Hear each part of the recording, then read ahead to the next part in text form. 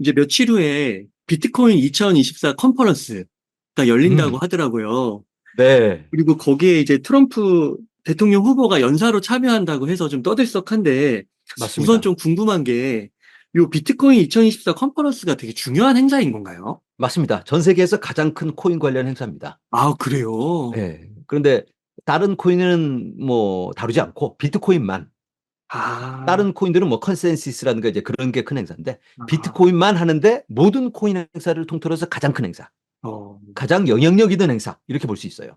네. 근데 여기에 트럼프 대통령 후보 어, 그리고 RF 케네디 음, 주니어 이 후보까지 나와서 이 대통령 두 후보가 비트코인을 외치게 되는 거죠. 굉장히 음, 큰 의미가 있는 거고 음, 그래서 전 세계에 이목이 집중되고 있는 거죠, 여기에. 음, 이때 혹시 또 뭐 발표해 주는 거 아니야? 어, 앞으로 나는 어떻게 할 거야? 어떤 정책을 말하는 거 아닐까? 이런 기대가 있기 때문에 사실 지금 이 흐름, 이게 피격 사건으로 인해서 트럼프가 재조명이 되면서 트럼프가 손에 꼭 쥐고 있는 비트코인이 갑자기 올라가고 있는 음, 그런 형국이기도 한데 이게 결국은 이제 비트코인 컨퍼런스와도 연결이 됩니다. 컨퍼런스 갈 거냐 이런 질문이 있었어요. 몸이 좀 안 좋은데 이거 받았으니까 좀 병원에 네. 쉬어야 되는 거 아닌가? 이러는데 뭐 스케줄 강행한다 이런 얘기하더니 그럼 저 비트코인 컨퍼런스는요 그것도 간다 이렇게 얘기하니까 오이 비트코인 이 상황에서 비트코인을 꼭 잡고 있어? 이런 느낌이 드니까 비트코인으로 갑자기 시선이 확 가는 거죠. 아니요.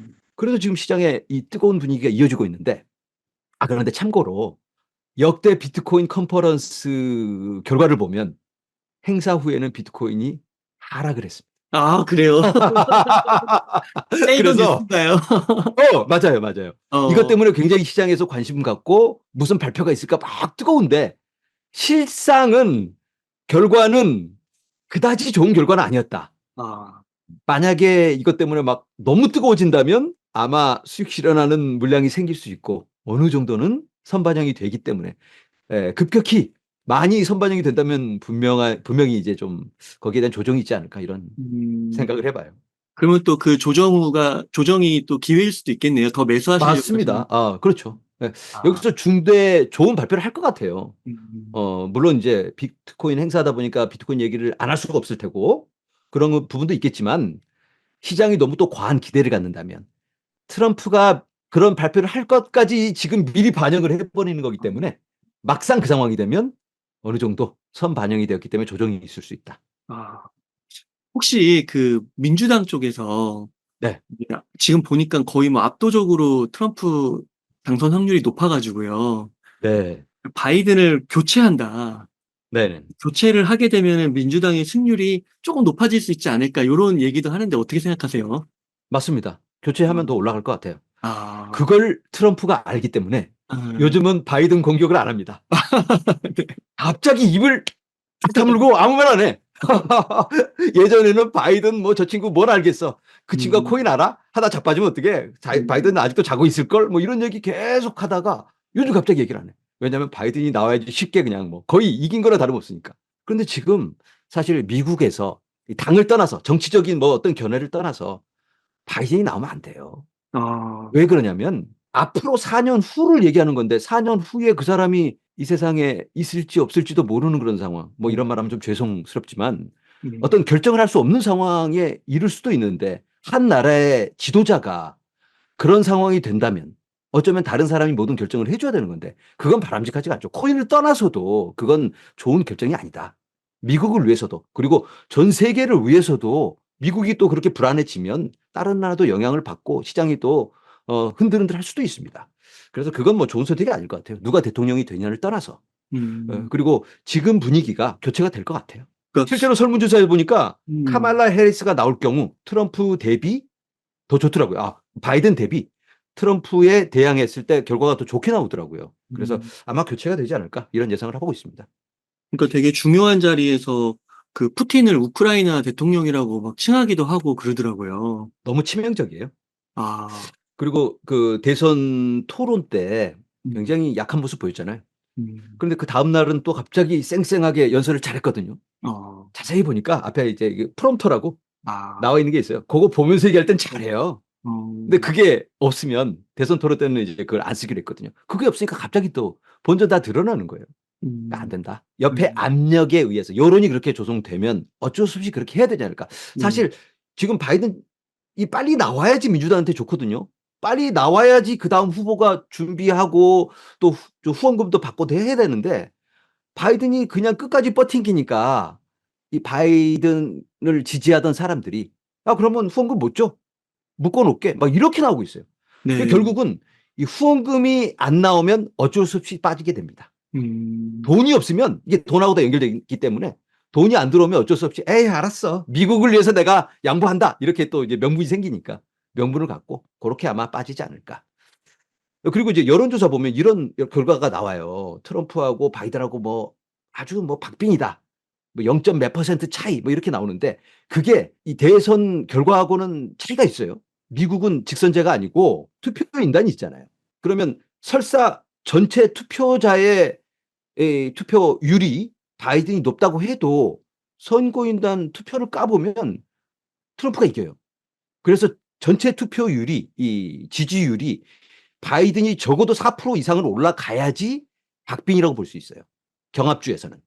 근데 지금은 뭐 그냥 1대1로 그냥 그 직선제라고 해도 트럼프가 앞서가고 있는 상황이기 때문에 끝났다. 이렇게 보면 될 것 같고. 그리고 이제 아까도 말씀드렸지만 그 피살 위기를 극복하고 나선 대통령은 아직까지 거의 다 됐기 때문에 아주 압도적인 차이로 이번에도 그냥 뭐 트럼프가 됐다고 봐도 무방할 것 같고 또 물론 우리들의 바람도 있지만 코인 투자자한테는 너무 좋잖아요, 그게. 그리고 주식 투자자들한테도 마찬가지예요. 트럼프가 된다는 건 친혁신 그리고 유동성, 친암호화폐도 있겠고 친기업 이런 모델이기 때문에 트럼프가 되면 일단은 돈이 많이 풀리게 되고 그리고 혁신을 밀어주게 되고 트럼프를 보좌하는 보좌관들도 친암호화폐 인물이 포진돼 있고 트럼프가 내세우는 정책들 그리고 당론에 아예 박혀 있습니다. 아, 지난주에 발표된 공화당의 당론에 친암호화폐 비트코인을 수탁할 수 있는 권리를 부여한다. 모든 국민이 이 CBDC 같은 걸 통해서 이렇게 개인의 자유를 빼앗기지 않게 해주고 그리고 본인이 코인을 통해서 금융 활동을 할 수 있게 해준다. 이런 게 당론에 들어가 있습니다. 이런 와, 것들 다 따져보면 트럼프가 돼야지 물론 이제 한국에서는 또 다른 관점이 있을 수 있잖아요. 국제적인 뭐 또 국가 안보라든가 국방비 그런 부분들이 있을 수 있겠지만 큰 그림으로 봤을 때는 그것도 또 다른 견해가 있거든요. 거기에 대해서도. 근데 우리가 뭐 저 같은 경우는 이제 코인에만 집중해서 말씀을 드리는 거기 때문에 그 면에서 보자면 이건 무조건 트럼프여야 한다. 이렇게 말씀드려요. 그러니까 민주당의 그 바이든이 후보 사퇴를 하면서 준다고 해도 그 다른 후보들이 받는 걸 되게 부담스러워할 것 같기도 해요. 그렇죠. 뭐 어차피 이거 뭐 지는 걸 주는 거니까 다 음, 깨진 거 뭐 받아봐야 괜히 음, 패배자가 1패가 되는 거잖아요. 1패. 음, 그래서 그건 뭐 그렇게 달갑진 않을 것 같은데 음. 어쩌면 카말라 해리스 같은 경우는 그걸 받아서 이번에 아, 자기 지지율, 자기 세를 좀 넓히고 다음을 바라보는 그런 의미로 아마 받을 것 같아요. 슈아님, 이번에는 알트코인 한번 질문 드리고 싶은데요. 네. 이번에 비트가 한 25% 빠질 때 알트는 한 50% 이상 빠진 것들도 되게 많더라고요. 네, 맞아요. 그래서 알트코인을 조금 가지고 계신 분들은 지금 시기에 좀 어떻게 해야 할까요? 참 알트를 가지고 계신 분들은 참 힘들기도 합니다, 지금 사실. 기대했던 그런 상황이 오지는 않고. 비트가 오를 때는 구경만 하고 비트 빠질 때는 함께 빠지고 아니 더 많이 빠지고 참 이렇게 안타까운데 근데 적정 기대치를 가져야 돼요. 알트에 내가 투자한다는 건 그런 가능성까지 안고 가는 겁니다. 알트 투자하면 비트보다 더 돈 많이 번다라고 개런티가 있다면 알트 투자 안 할 사람이 어디 있겠어요. 비트코인에 투자하는 사람들은 바보가 아니에요. 그렇죠. 그래서 비트에 투자를 하는 건데 그렇다면 알트는 뭐 미래가 없는 걸까? 알트에 투자하면 무조건 손해인가? 그건 아니거든요. 전략적인 선택이 필요합니다. 이번에 지금 조금 아쉬운 결과, 아직은 우리의 시간이 오지 않았기 때문에 실망하고 좌절하고 알트는 쓰레기야 이렇게 말씀하시는 분들도 계실 텐데 그건 아니라는 얘기죠.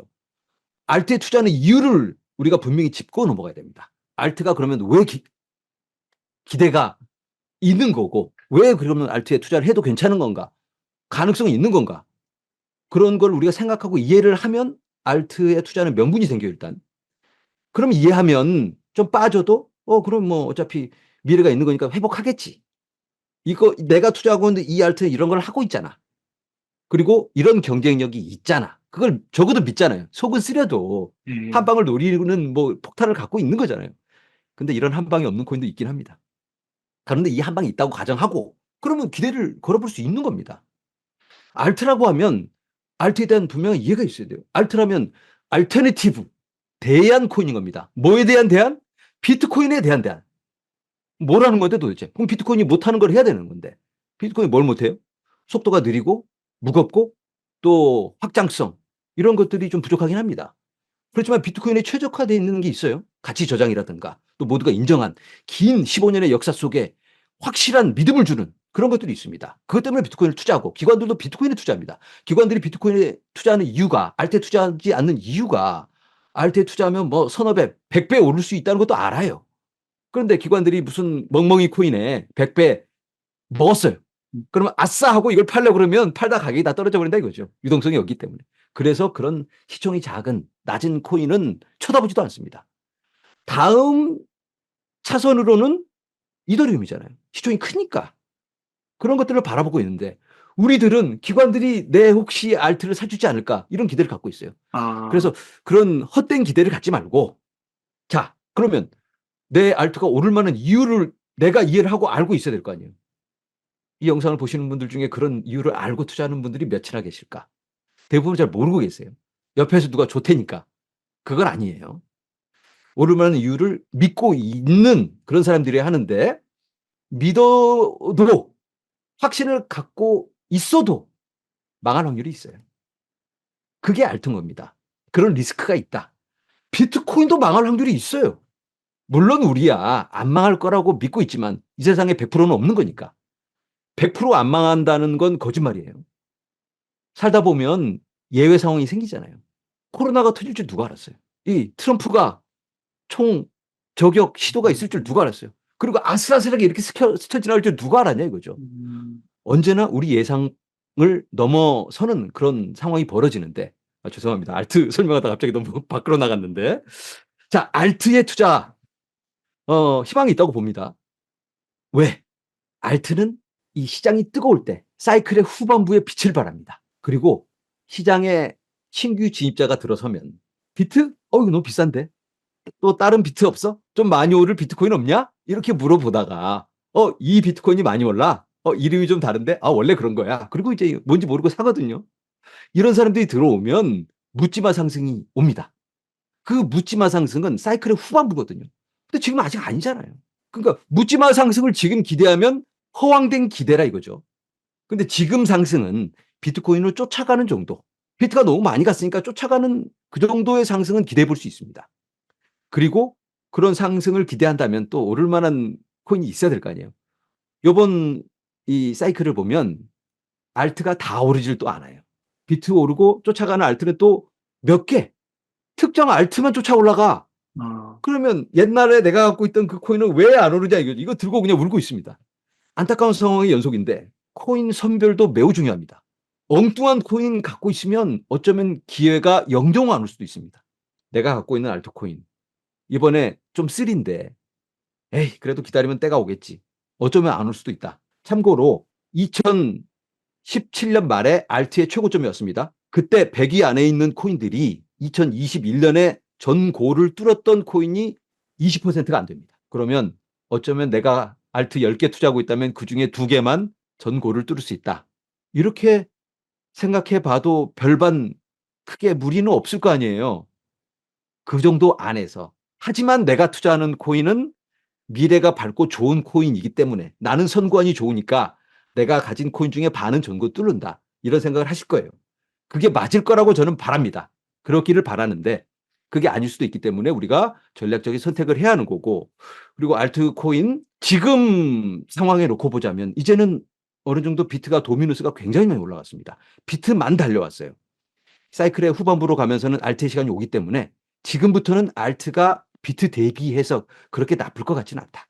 어, 이렇게 말씀을 드리고 알트를 노리시는 분들은 쌀 때 지난 뭐 2주 전에 어마어마하게 빠졌을 때 그때 비중을 조금 늘려가는 게 조금 더 좋은 선택이지 않을까 이런 말씀을 드려봅니다. 그러니까 이게 알트코인 투자가 정말 좀 어렵다고 생각하는 게 저는 이제 어제 보니까 그 한국 분들 가운데 월드코인 되게 관심이 많으신데요. 네네 월드코인. 그 월드코인이 그 토큰 언락 기간을 완화하면서 가격이 한 30% 올랐더라고요. 그래서 이게 가격이 올라서 좋긴 하지만 한편으로는 이게 소수의 그런 내부 집단에 의해서 이렇게 중요한 결정이 되고 그다음에 내부에서 먼저 정보를 파악해서 선취했다는 그런 의혹도 제기되고 막 그러더라고요. 네네네. 그래서 과연 이러한 것들을 특히 한국 분들이 다 따라가면서 이런 거를 투자할 수 있을까?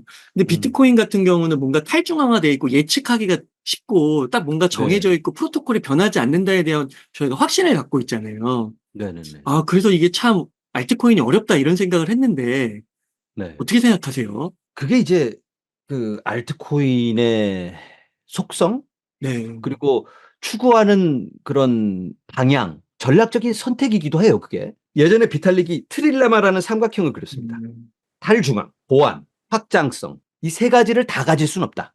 음. 쉽게 얘기해서 싸고 맛있고 큰 떡은 없다. 그거잖아요. 네. 싸고 맛있으면 사이즈가 조그말 거 아, 아니에요. 근데 빠르고 보안이 확실하고 탈중앙화된 코인은 음, 없다. 이렇게 봐야죠. 네. 비트코인이 비트코인 같으면 이제 굉장히 보안이 강하고 탈중앙화돼 있잖아요. 그 대신 확장성을 희생하고 있습니다. 요즘 신상 코인들 중에 우리는 무지 빨라. 우리는 보안도 확실해. 그러면 어쩌면 탈중앙화돼 있지 않을 확률이 매우 높겠죠. 그러니까 음, 이런 것들이 있기 때문에 어떤 부분은 다 희생을 해야 됩니다. 그렇다고 해서 이제 모든 것들을 희생하고 뭐 그냥 포기하는 건 아니에요. 모든 코인 프로젝트의 목적은 이 세 가지를 다 추구하면서 적정 비중을 맞춰서 균형 있게 발전해 나가는 겁니다. 보안도 확실하게 지켜가면서 그리고 빠르고 그 안에서 충분히 탈중앙화되어 있는 목표를 갖고 가기는 합니다. 그럼에도 불구하고 아까 말씀해 주신 그런 취약한 부분이 있는 거죠. 네. 그래서 그런 부분들은 알트코인에 투자한다면 어느 정도는 인지를 하고 있어야 되고 특히 이제 아까 예를 들어 주신 월드코인 같은 경우는 굉장히 그 중앙화된 모델이기도 해요. 그 많은 데이터가 중앙화적인 그 서버에 저장이 되니까 그런 부분들이 있습니다. 그래서 앞으로 방향도 지금은 사실 근데 그 투자자들이 탈중앙화에 대해서는 별로 이렇게 무게를 두지 아, 않아요. 빠르면 되지. 무슨 음, 탈중앙화. 탈중앙화는 그냥 하나의 그 어떤 추상적인 의미일 뿐 당장 코인의 가격에는 잘 반영이 되질 않아요. 빠르면 거기에 흥분하죠. 초당 뭐 몇천 개, 몇만 개 이런 것들에 이제 사람들이 흥분하기 시작하는데 시장이 좀 성숙해 가면서 탈중앙화적인 부분, 아까 지적해 주신 그런 부분도 굉장히 중요한 어떤 선택의 한 요인이 될 것 같기도 합니다.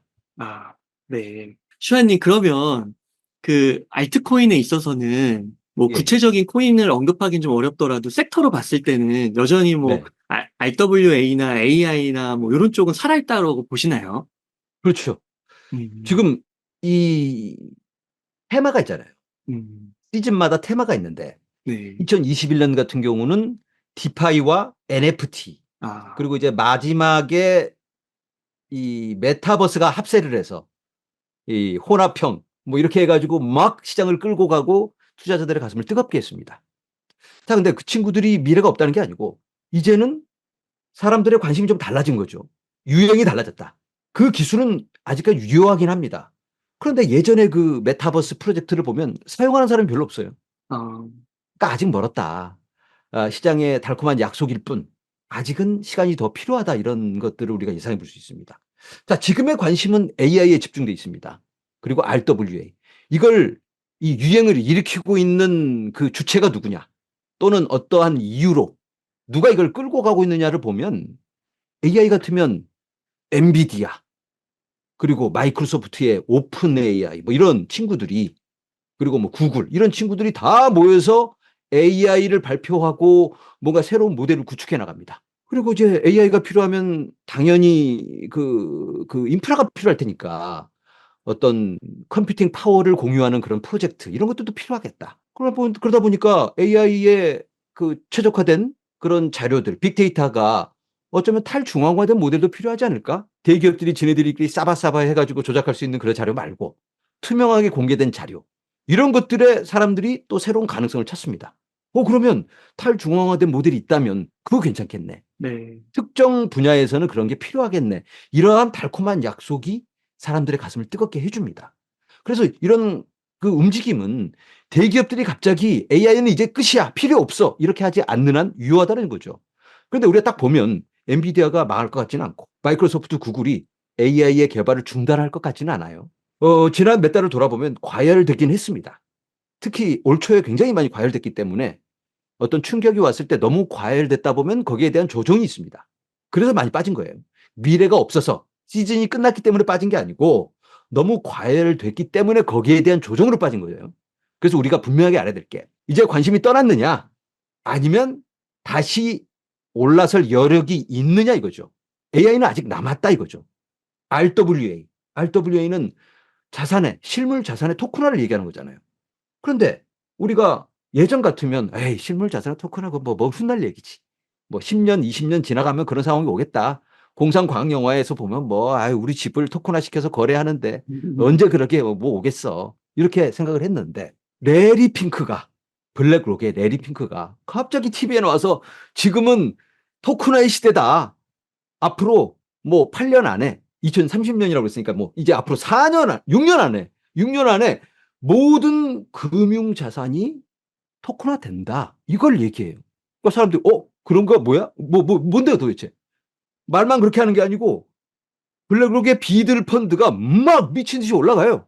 지난주에 확인해 보니까 뭐 5억 달러까지 올라갔더라고요. 불과 한 3개월 전에는 1억 달러 올라갔다고 막 사람들이 흥분했는데 급격히 올라가고 있습니다. 블랙록이 그렇게 하니까 쫓아가가지고 뭐 다른 펀드들도 다 와가지고 프로젝트들이 우리도 하면서 RW 막 서로 카드를 내놓고 있어요. 그런 걸 보면 이 움직임을 일으키는 주체가 적어도 블랙록이라면 블랙록은 없는 유행까지도 만들 수 있는 주체잖아요. 그럼 우리가 한번 관심을 가져봐야 되지 않을까? 이런 거죠. 지금 제가 RWA 이게 완성도가 높아서 토큰화가 실제로 너무 잘 되고 있어서 미래가 있다는 말씀을 드리기 절대 아니고 제가 말씀드린 AI, RWA 이런 프로젝트는 아직 완성도가 매우 떨어집니다. 그리고 이제 RWA라고 해도 굵직한 프로젝트가 있는가 하면 이제 이 개인 투자자들은 또 한 방 노리는 이 시총이 낮은 코인을 노리잖아요. 그런 것들은 시장이 휘청하면 또 문제가 생길 수 있는 그런 프로젝트가 참 많아요. 네. 그래서 그런 것들에는 우리가 주의를 기울여야 할 필요가 있고 또 어떤 선택을 할 때 리스크를 감안해서 선택을 해야 한다. 이런 말씀을 분명히 드리고 그렇지만 RWAI는 잠깐 꺼지는 건 아니고 2021년에 마치 이 디파이 NFT가 2020년 말에 어마어마하게 한번 쏘고 한번 푹 꺼졌다가 2021년 초중반에 또 한번 세게 쐈습니다. 그런 것처럼 다시 한번 뜨겁게 타이밍이 올 거다라고 음. 저는 개인적으로 믿고 있습니다. 아, 제가 믿는다고 그렇게 되는 건 아니지만 그렇게 되기를 바라고 있어요. 네. 감사합니다. 그러면요, 슈아님, 마지막 질문인데요. 지금 네네. 한 1억 정도 여유 자금 있으시면 어떻게 좀 투자 전략을 세우시겠어요? 1억을 갖고 있는데 뭐 공짜 네. 1억인데 그러니까 그 본인 비중에 따라 다를 것 같아요. 일반적으로 10억 갖고 있는 분들이 10억을 벌써 투자하고 계신 분들이 추가 여유 자금 1억이 있다면 음. 좀 공격적으로 해도 되잖아요, 이건. 아, 10억 벌써 투자하고 있으니까. 그런데 내가 1억 아니면 뭐 5천만 원 이렇게 투자하고 있는데 1억 여유 자금이 있다면 이건 안정적으로 투자해야 돼요. 안전하게. 그러니까 비중에 따라 다른데 안전하게 하자면 당연히 비트코인의 무게를 좀 실어주고 차근차근 보면서 좀 메이저 쪽으로 가야 되는 거고 공격적으로 하자면 좀 재밌게 뭐 10억 제가 갖고 있다고 하고 그럼 1억 여윳돈 있다. 그러면 저 같으면 비트코인 안 사고 알트 사겠습니다. 어, 공격적인 선택을 할 수 있으니까. 벌써 10억 투자하고 있다면. 그러면 알트 지금은 아까 말씀드린 것처럼 비트 도미너스가 오를 만큼 많이 올랐고 여기서 한 번은 더 쏠 수 있지만 어느 정도는 제한적이기 때문에 지금 알트를 사면 안 되고 한번 꺼졌을 때 마치 2주 전처럼 한번 팍 말씀하신 것처럼 뭐 4, 50% 빠졌다. 그러면 그냥 알트에 팍 닿는데 저 같으면 좀 메이저급으로 많이 담으면 좋겠고 이더리움, 솔라나 이런 쪽으로 좀 많이 담고 그리고 그다음은 이제 AI, RWA 프로젝트 그쪽 중심으로 좀 그다음은 좀 담고 그렇게 해 놓고 조금 자금 좀 남겨놨다가 또 이렇게 기회 찾다가 좀 한방 코인 있으면 또 거기다 좀 넣어서 한방 튀겨보고 얼른 빠지고 또 이런 것도 좀 해보면 좋지 않을까 이런 생각하며 해봅니다. 아, 그 휴아님과 지난번에 그 비트코인 ETF를 좀 중심으로 인터뷰를 했던 기억이 나는데요. 네네. 와, 불과 또 몇 개월 후에 이렇게 트럼프 피격 사건 이후에 또 엄청난 네. 변화들과 내용들이 정말 제도권 쪽으로 점점 더 이렇게 나타나는 것 같아가지고요. 네. 정말, 와, 세상이 이렇게 빨리빨리 변하는가도 느끼고 그 한가운데 뭔가 변화의 초입에 있다는 것에 대해서 되게 기분이 새로운 것 같습니다. 맞아요. 그래서 그런 느낌을 많이 그 슈아님 인터뷰를 통해서 이 시청자분들께서 많이 느끼실 것 같은데요. 끝으로 그 시청자님들께 한 말씀 부탁드리겠습니다. 네. 와, 작년에 제가 이 웅달 책방에 나왔을 때만 해도 힘줘서 제가 말씀드렸던 것 같아요. 여러분들 과감한 용단을 내릴 필요가 있습니다. 네. 살다 보면 그럴 때가 온다. 그때는 제가 굉장히 과감하게 얘기를 했는데 이렇게 이제 이 시즌이 무르익어 가면서 지금 이제 굉장히 변동이 심한 지점으로 우리가 진입하고 있습니다. 지금부터는 우리가 좀 정신 바짝 차리고 긴장을 해야 될 때예요. 코인 투자를 최근 접하신 분들도 계실 거예요. 올 초에 혹시 뭐 진입하신 분들이 계시다면 그분들은 깜짝 놀라셨을 텐데 코인 투자가 만만한 건 아니에요. 변동이 매우 심하고 분명히 우리가 이해를 해야 될 필요가 있습니다. '코인 투자라는 게 이런 거구나.' 그리고 한 2021 년에 들어오신 분들은 산전수전 다 겪었기 때문에 지금의 이런 변동은 가볍게 지나고 계실 거라고 믿고 있고요. 자, 그런데 이제 우리가 중요한 게 지금 우리가 진입하고 있는 이 시점 마치 이제 이런 것 같아요. 준비 운동 다 끝내고 연습, 스파링 다 하고 이제 본 게임으로 들어가는 꼭 그런 분위기인데 마치 뭐 챔피언 타이틀 매치가 있다면 하위급 선수들이 나와서 이제 한번 좀 싸워주고 본 게임 막 음, 챔피언과 새로운 막 무패 전적의 도전자와 이제 막 함께하는 온 세상이 쳐다보고 있는 막 수백만 달러가 막 걸려 있는 그런 게임을 이제 하는 선수 입장 하면서 막 볼 때마다 사람들이 이제 가슴이 쿵쾅쿵쾅거리고 나는 여기 돈 걸었어 막 돈까지 거는 그런 상황. 거기 어디쯤이 아닐까 지금. 어, 그러면 우리가 조금 냉정한 결정을 해야 되는 거고 분위기에 휩쓸려서 내가 이 선수를 좋아하기 때문에 나는 이 선수한테 돈 건다 이러면 안 되고 어, 냉정하게 아직까지 전적을 따져봤을 때 챔피언이 물론 잘하지만 어쩌면 도전자가 조금 더 젊으니까 내가 이 사람을 좋아하긴 하지만 이 도전자에게 돈을 걸어야 되지 않을까. 이런 냉정한 선택도 필요해요.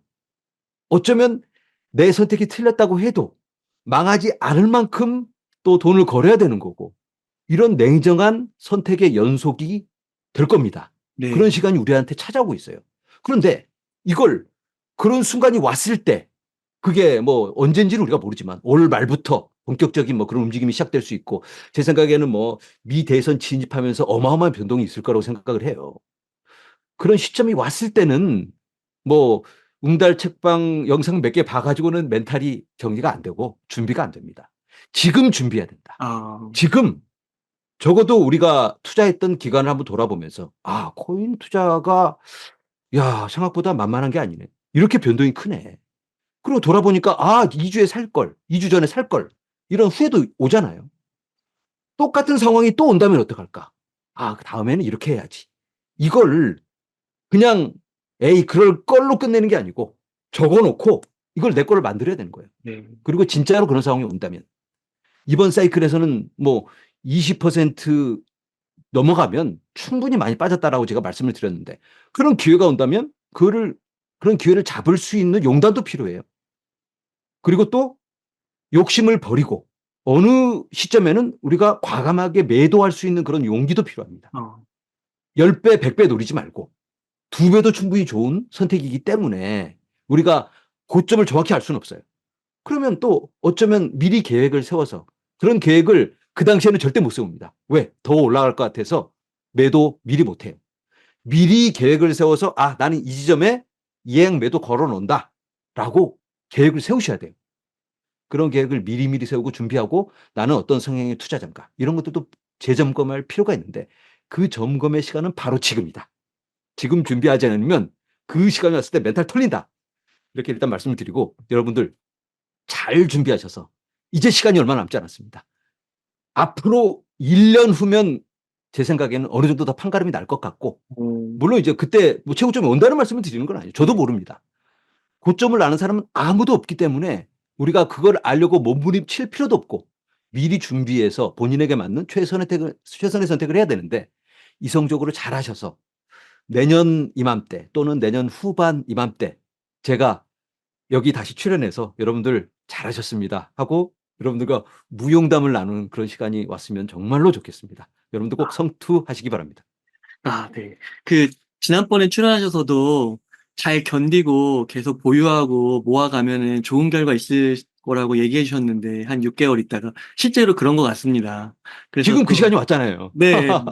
또 슈아님께서 또 6개월 후 1년 후를 얘기해 주셨는데, 정말 그렇게 될 거라고 저도 믿습니다. 네네.